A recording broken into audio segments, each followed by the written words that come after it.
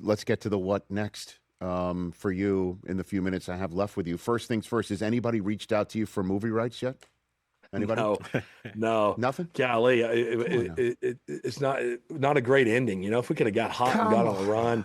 Hey, Philip, Rocky didn't win Rocky 1, man. You know what I mean? It doesn't. We didn't need the full magic carpet. That would have been great, obviously, but.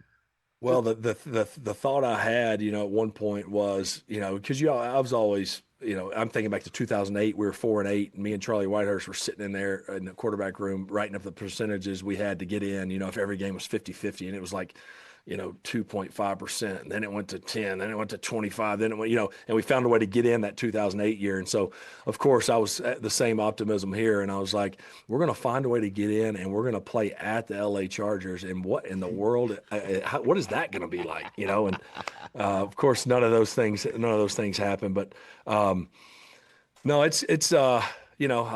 I say this truthfully. Tuesday, I'll be 8th period PE with the boys weightlifting at the school and settling back into that slow pace and Fairhope that I had the last 4.5 years. But what if another team called you in the summer? Are you answering the phone, Phil? Nah.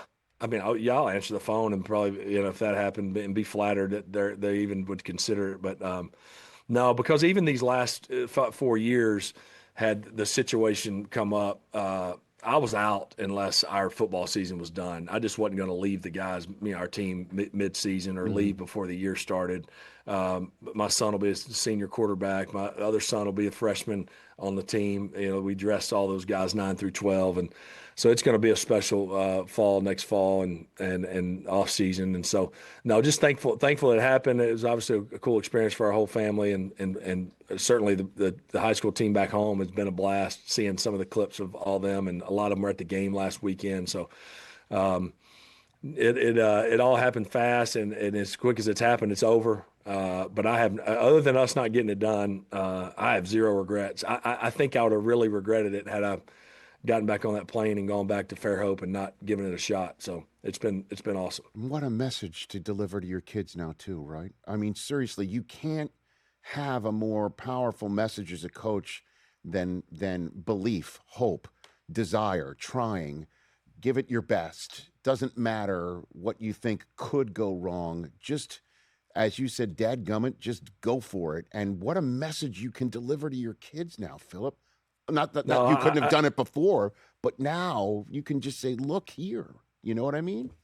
No, yeah, and I'm even more thankful for that, because I didn't think of that at the time. Right, you're just so zeroed in on what am I going to do. But looking back on it, because the fear and the doubt I had was what was really pulling me away to say don't do it.